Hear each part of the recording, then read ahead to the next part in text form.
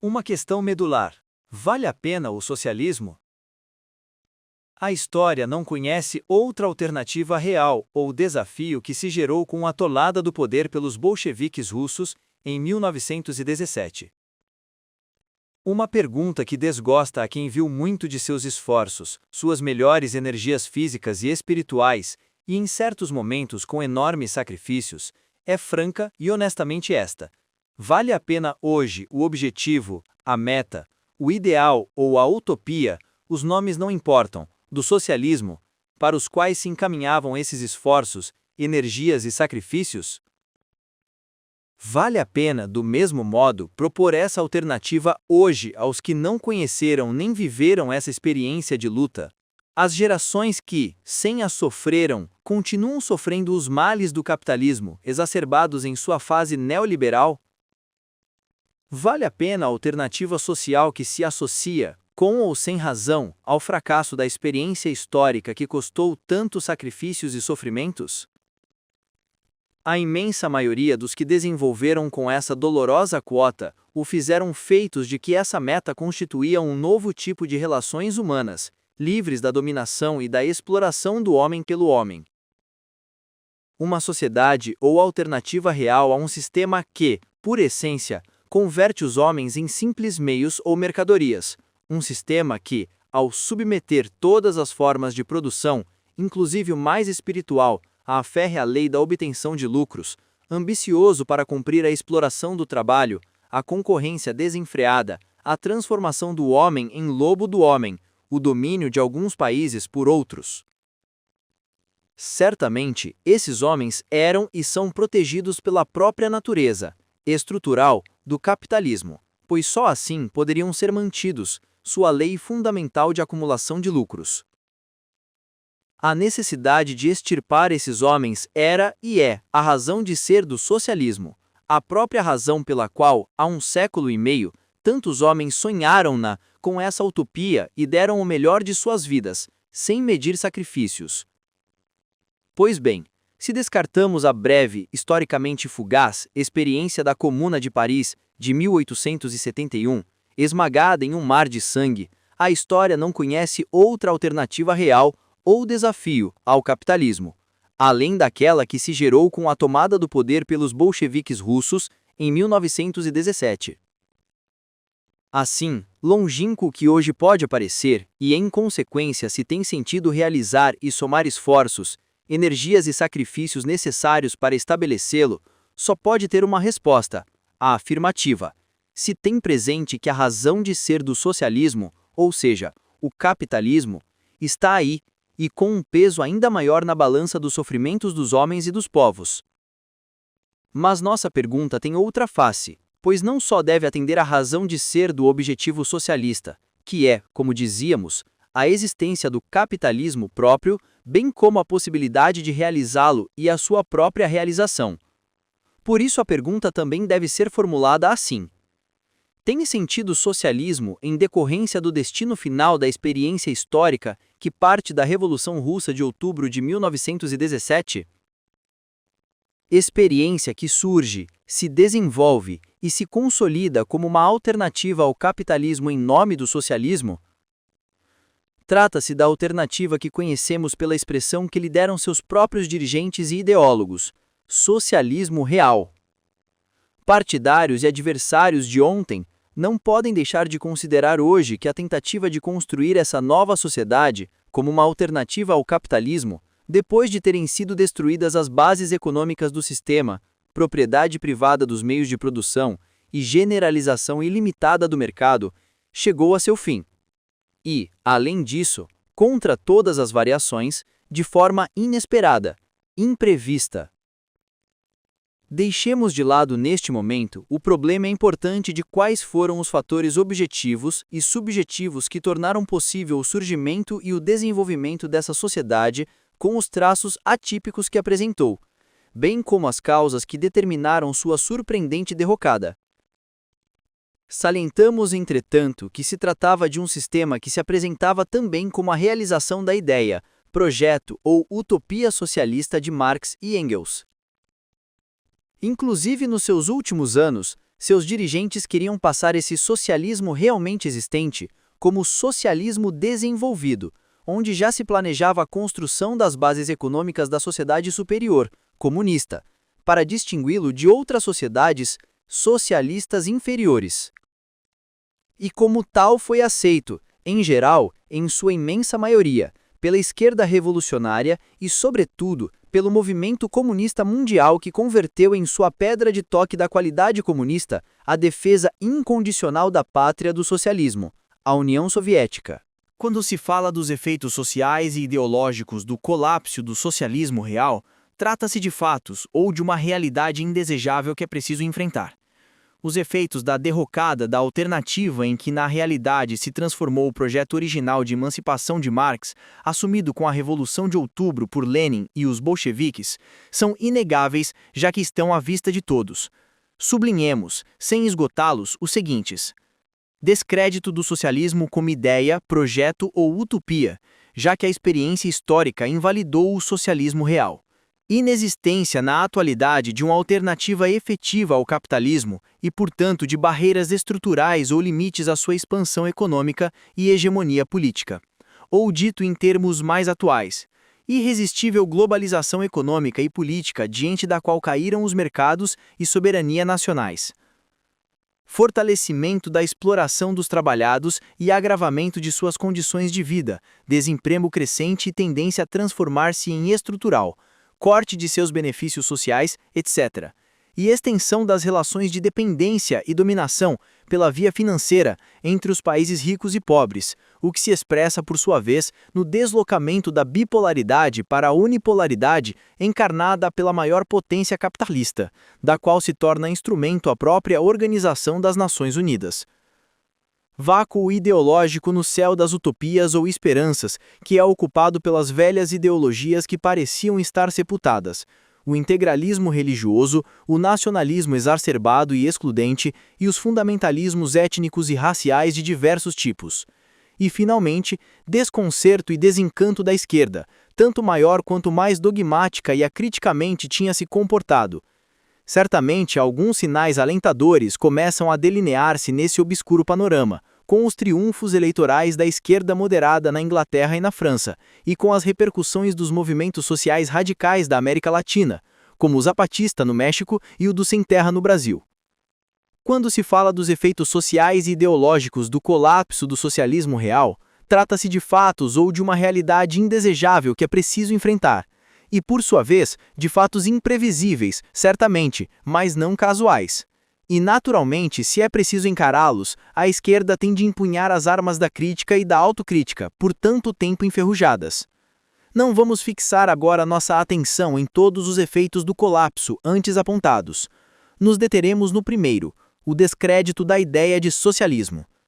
Não se trata de uma simples questão teórica ou acadêmica, mas prática e vital, porque do resgate dessa ideia depende em grande medida uma conquista essencial, a superação do desconcerto e da passividade da esquerda, pois só mantendo viva a ideia, o projeto que durante mais de um século constituiu para milhões de homens a razão mesma de sua existência, pode se colocar a necessidade e possibilidade de sua realização.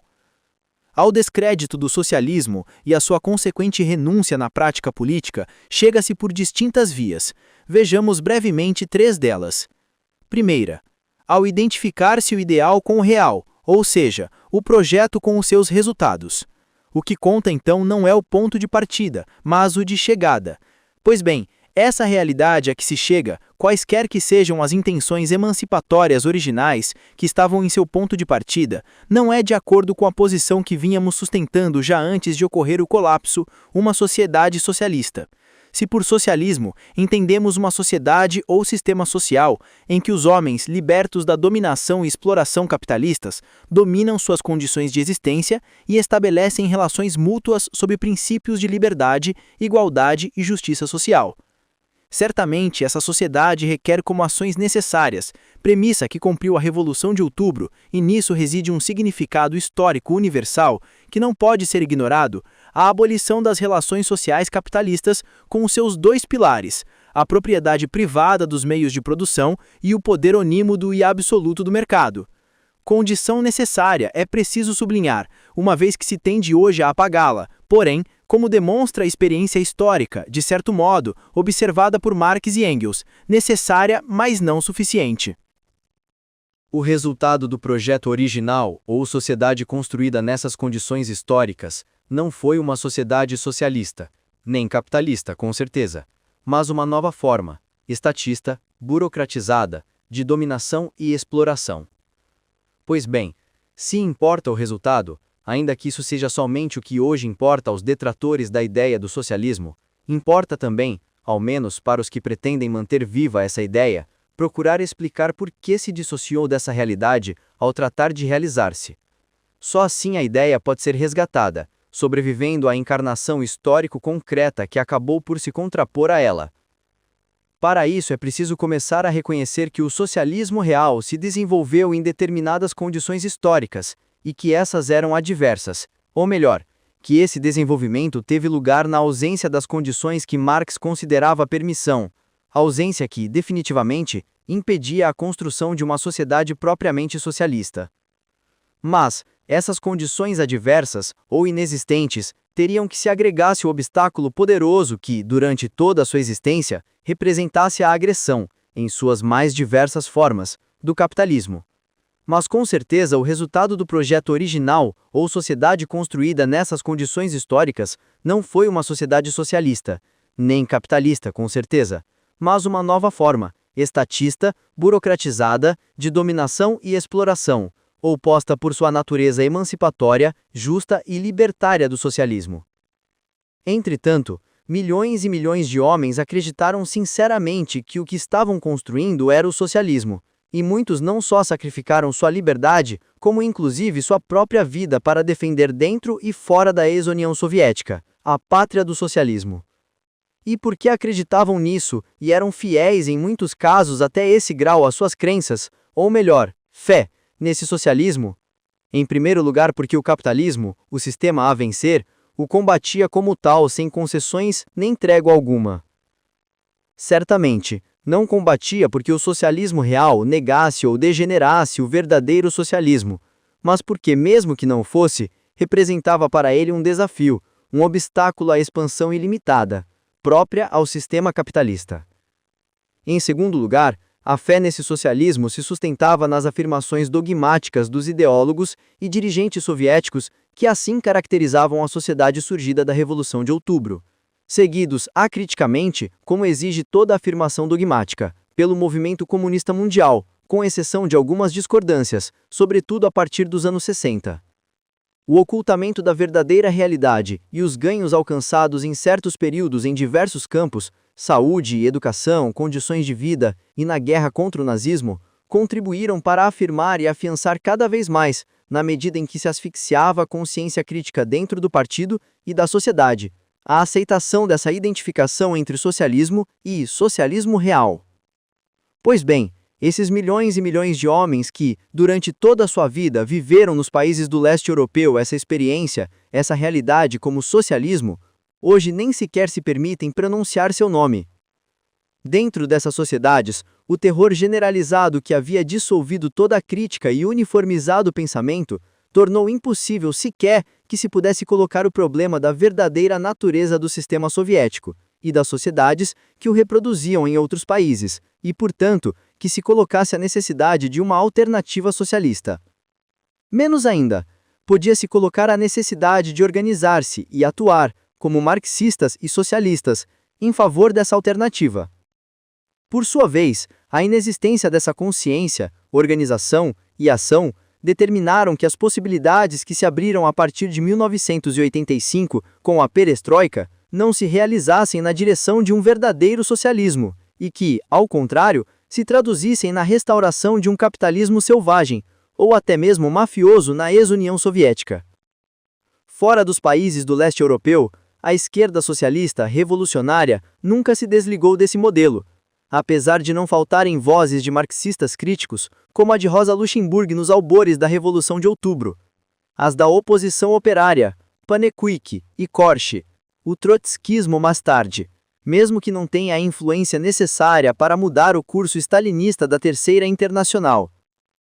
As críticas se acentuaram e se ampliaram nos anos 60 e 70, devido principalmente à invasão da Tchecoslováquia pelas tropas do Pacto de Varsóvia, e inclusive em alguns partidos comunistas, como o italiano e o espanhol na Europa, e o mexicano na América Latina, mesmo que sem questionar ainda a suposta natureza socialista das sociedades do socialismo real. Mas hoje, mais do que nunca, quando a identificação antes assinalada provém dos adversários do verdadeiro socialismo, torna-se imperiosa a necessidade de sair em busca dessa identificação para resgatar, da névoa ideológica espalhada por esses adversários, a necessidade e a validade do projeto socialista. Mas, sendo isso absolutamente necessário, não basta, pois a ideia de socialismo se degradar também, mesmo que razoando que o que foi construído em seu nome não era socialismo, quando se reivindicasse que esse resultado era esse resultado. Declara-se com tal motivo que o projeto original socialista, de Marx, foi condenado de antemão por sua própria natureza, a saber, por sua concepção da história, do sujeito revolucionário e da ditadura do proletariado, a desembocar inexoravelmente no resultado que teve. Na verdade, não se pode deixar de considerar a necessidade de reexaminar o pensamento de Marx, nesses como em outros pontos, para colocar o relógio marxiano na hora que marca a realidade no fim do século XX. Com maior razão ainda, não se pode ignorar que a interpretação leninista do pensamento de Marx, com sua teoria da importação da consciência de classe, socialista, do partido como encarnação dela e depositário do sentido da história, bem como sua visão antidemocrática da ditadura do proletariado e do papel onipotente do Estado, realizou possibilidades, que se realizaram efetivamente com o socialismo real. Mas disso não se pode deduzir que a uma ideia ou a uma possibilidade corresponda forçosamente certa realidade e somente uma. Não se pode deduzir assim a realidade de uma ideia sem cair no mais absoluto idealismo.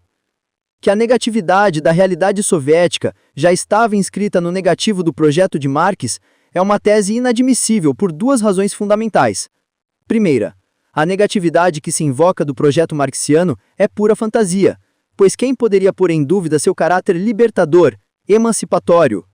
Segunda, nenhuma ideia pode realizar-se como ideia pura, quer dizer, sem as mediações e condições necessárias, o que forçosamente se traduz em uma realização que não é um simples detrator em um sentido ou em outro, duplicação da ideia. Não se pode deduzir que uma ideia ou uma possibilidade corresponda forçosamente, ocasionalmente, certa realidade e somente uma.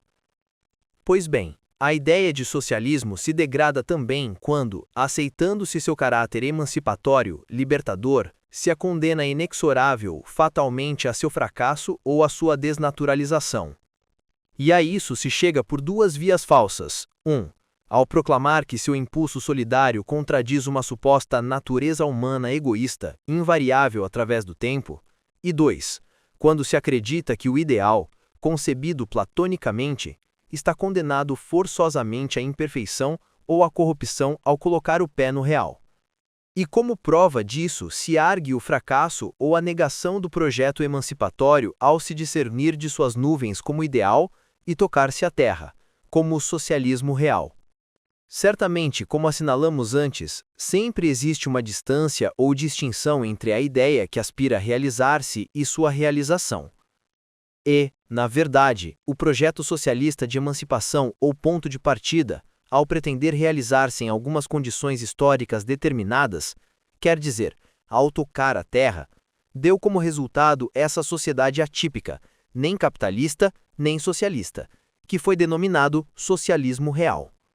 Mas o que é preciso compreender é por que, nessas condições históricas determinadas, a realização do projeto original, socialista, tornou-se impossível. No meu modo de ver, é preciso reconhecer o que Lenin reconheceu sem rodeios, que depois da tomada do poder pelos bolcheviques em 1917, não se davam as condições para construir o socialismo, a saber, a necessária base econômica. Mas foi também Lenin quem disse que, uma vez conquistado o poder, podiam-se criar essas condições que ainda não existiam. E aqui está a chave da explicação do que aconteceria depois, pois uma necessidade engendrava outra. A necessidade, construir o socialismo nessas condições, tinha que levar à necessidade de um Estado forte, a uma planificação centralizada da economia, a um débil sociedade civil, a exclusão primeiro da democracia representativa, com a dissolução da Assembleia Constituinte, e mais tarde, a nova forma de democracia que deram os sovietes, e, finalmente, a exclusão de toda forma de democracia. Em suma, conduzia à onipotência do Estado e do Partido Único e à sujeição de toda a vida econômica, social e cultural ao domínio não compartido da nova classe, à burocracia estatal e do partido. A esses homens é preciso agregar o terror generalizado sob o stalinismo, que acabou com toda a dissidência e crítica. Tudo isso converteu finalmente ao estancamento e sucessiva adaptação do sistema e, por último, a não poder resistir ao desafio econômico, tecnológico e militar do capitalismo, a seu colapso. O fracasso histórico dessa experiência não pode significar que, em outras condições históricas e com outros fatores objetivos e subjetivos, o projeto socialista deva levar inexoravelmente aos mesmos resultados. Mas o fracasso histórico dessa experiência histórica originalmente emancipadora que, por um conjunto de fatores objetivos e subjetivos, se transformou em seu oposto, não pode significar de modo algum que em outras condições históricas e com outros fatores objetivos e subjetivos, o projeto socialista deva levar inexoravelmente aos mesmos resultados. Afirmar isso suporia aferrar-se a uma concepção determinista e fatalista da história. Desse modo, a falsa concepção do caráter provável do socialismo aconteceria agora à concepção não menos falsa do fracasso claro, fatal, de toda tentativa para substituir o capitalismo pelo socialismo. Essa concepção irmanar-se-ia, por sua vez, com o alarido burguês do fim da história, ante a imaginária evolução do capitalismo liberal. Certamente, o destino inexorável que, com base nessa ideologia, se atribui à alternativa socialista, cumpre a função de desmobilizar as consciências e paralisar a organização e a ação de controle. Pois que sentido teria, politicamente, lutar por uma alternativa que está condenada ao fracasso? E, inclusive moralmente, que sentido teria de exortar a luta contra as injustiças do capitalismo se com isso só se conseguisse elevar a cota de dores e sofrimentos? O socialismo é, hoje, mais necessário do que nunca, porque o capitalismo, na sua fase neoliberal, só agrava os males que os povos padecem pelas exigências estruturais do sistema. Estamos então diante da questão medular que colocamos desde o início. Vale a pena reivindicar o socialismo como sociedade mais livre, justa e igualitária e lutar por ele? Não valeria a pena se o possível se reduzisse ao real. Ou seja, se todo o socialismo possível se identificasse com o socialismo real, como pretendem os ideólogos triunfalistas da eternidade capitalista, com o que não restaria mais alternativa ao capitalismo mais ou menos maquiado ou liberado de sua selvageria. Na verdade, tão pouco valeria a pena se se pensasse, como havia pensado certo marxismo ou pseudo-marxismo, o oposto. O inevitável não é o capitalismo, mas o socialismo. Certamente, o colapso do que era originalmente um projeto socialista demonstra que o socialismo não é inevitável. Mas, a esse respeito, é preciso assinalar que não escapou a Marx e Engels que, se no futuro não se dava a alternativa do socialismo, dar-se-ia outra, a barbárie. Tal é o sentido de seu dilema, socialismo ou barbárie. Com o que se põe de manifesto o destino incerto e imprevisível do socialismo. Tampouco pode-se garantir cientificamente sua chegada, inscrita ao que parece em certas leis históricas inexoráveis que a ciência da história caberia conhecer. A realização do socialismo como alternativa necessária não pode ser garantida cientificamente. Daí a falácia do chamado socialismo científico. Mesmo que a ciência da sociedade, da realidade a transformar, seja indispensável para transformá-la, não pode garantir a inevitabilidade dessa transformação. É certo que os erros teóricos se pagam praticamente e, às vezes, com um enorme custo humano, e daí a importância do conhecimento para a ação. Se o marxismo acertou ao descobrir que o capitalismo, por sua própria natureza, tende à expansão constante, foi um grave erro considerar que, já no século passado, havia alcançado um limite impossível de transpor, Marx, ou que, já nos albores deste século, era um capitalismo agonizante, Lenin. Por sua vez, e em relação com a luta que deve ser empreendida pelo socialismo, sublinhemos que é preciso empreendê-la, justamente porque não é inevitável. Ninguém se incorporaria a essa luta porque a meta que se almeja esteja garantida cientificamente, mas sim porque tal meta, ideal ou utopia, é um valor, ou um conjunto de valores, liberdade, igualdade, justiça, fraternidade, que devem reger as relações entre os indivíduos e entre os povos. O que introduz, por sua vez, a rejeição dos princípios que vigem na sociedade capitalista: desigualdade, exploração, injustiça, insolidariedade, egoísmo, etc. Vale a pena lutar pelo socialismo porque o consideramos valioso e desejável. Assim, pois, o conceito de socialismo contém não só a consciência de sua necessidade e possibilidade, como também sua desejabilidade, já que se trata de valores pelos quais considera-se digno lutar. E, no entanto, isso não basta. Os sacrifícios de esforços que exige o contribuir para essa meta valiosa não só se justificam por sua natureza axiológica, pela superioridade de seus valores sobre os de um sistema por essência opressor e explorador, mas também pela convicção de que essa meta pode ser alcançada se recorre à organização e ação consciente quando se dão as condições necessárias para isso. Como dizíamos anteriormente, não valeriam a pena esses sacrifícios e esses esforços se estivessem destinados, independentemente de suas intenções e aspirações emancipatórias, a fracassar inevitavelmente, como advertem enganosamente os que se vestem com uma concepção determinista ou fatalista da história ou com uma concepção abstrata, metafísica da natureza humana, aquela que identifica tal natureza com a egoísta, competitiva, insolidária do homem burguês. O socialismo é hoje mais necessário do que nunca, porque o capitalismo, na sua fase neoliberal, só agrava os males que os povos padecem pelas exigências estruturais do sistema. É verdade que a alternativa social do socialismo real não resolveu esses problemas, mas, como mostra claramente a experiência dos últimos anos após o seu colapso nesses países, não os resolverá de modo algum o retorno ao capitalismo, e menos ainda nas suas fases, não tão distanciadas entre si, neoliberal ou selvagem. A humanidade necessita, além disso, do socialismo para não desaparecer sobre a outra alternativa, a barbárie, mas agora na forma extrema, absoluta, da barbárie ecológica ou nuclear. De fato, não valeu a pena a experiência histórica do socialismo real, porque, definitivamente, nela não se realizaram os valores socialistas.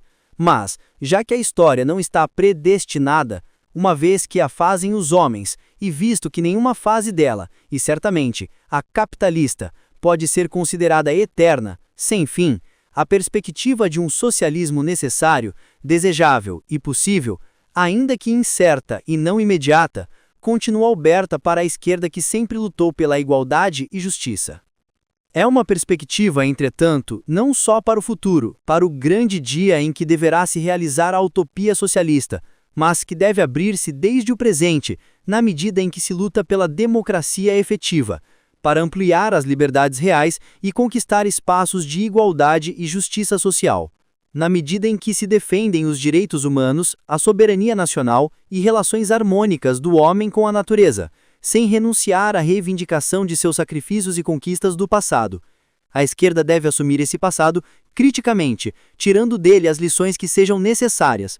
Deve descartar, por isso, o subjetivismo e o praticismo, e compreender que só com base no conhecimento da realidade podem ser traçadas, em política, a estratégia e a tática adequadas. Essa esquerda, sem renunciar em nenhum momento à crítica externa e à autocrítica em seu seio, deve assumir a necessidade do diálogo, da tolerância, da argumentação racional em defesa e propagação de suas posições sem confundir o dissidente ou discrepante com o inimigo. Essa esquerda não pode reduzir a política ao seu lado puramente instrumental, pragmático, esquecendo que deve estar impregnada de seus fins e valores socialistas, e por isso, de um elevado conteúdo moral. Essa esquerda, em suma, deve libertar-se das ideias, atitudes e práticas como o autoritarismo, o caudilismo, o dogmatismo e o taticismo, que no passado contribuíram para afastar a maioria social da perspectiva do socialismo. Com maior razão, essa esquerda não deve fechar-se em si mesma nessa perspectiva, invocando o peso e a urgência de reivindicações como a da interminável democratização do país, esquecendo que quanto mais efetiva e radical for a democracia, tanto mais se aproximará da perspectiva do socialismo, e que o socialismo, por sua vez, é inconcebível sem a democracia em todos os aspectos da vida social. Concluindo, é necessário uma esquerda que herde o melhor de sua tradição, que supere as ideias, atitudes e práticas do passado que se tornaram um obstáculo no presente e que enfrente abertamente, com uma nova mentalidade, as novas exigências da realidade. Só uma esquerda como essa poderá contribuir efetivamente para a emancipação que resumimos no socialismo. E essa contribuição da esquerda justifica, por sua vez, e com isto respondemos à pergunta inicial, por que o socialismo, como sociedade emancipada, sem exploração nem dominação de classe, raça, nação, etnia ou gênero, é hoje, mais do que nunca, um valor, vale a redundância, que vale a pena.